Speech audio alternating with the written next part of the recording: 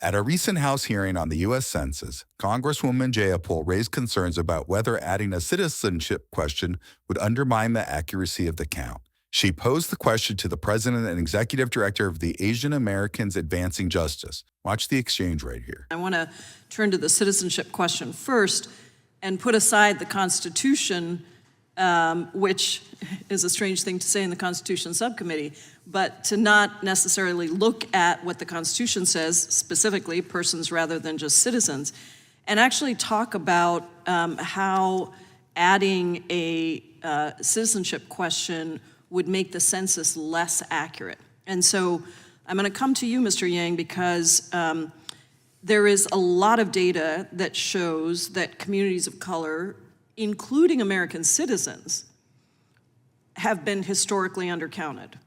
And this undercounting question is directly related to what might happen if a citizenship question was added to the census.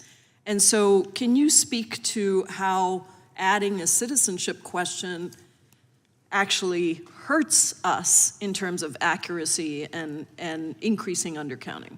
Thank you for that question, Representative. The bottom line is we want an accurate census. All the studies that we have seen, including by the Census Bureau, show that the addition of a citizenship question will undermine the accuracy of the census, not only for immigrants, but for all Americans, because there's a hesitancy about how that data is going to be used. So, and that was documented, especially in even going up to the 2020 census. Even after the Supreme Court decision that said that we cannot have the citizenship question, there are still people that were concerned about whether that question appeared. That is part of the reason why many believe that Hispanic Americans were undercounted by over 5%.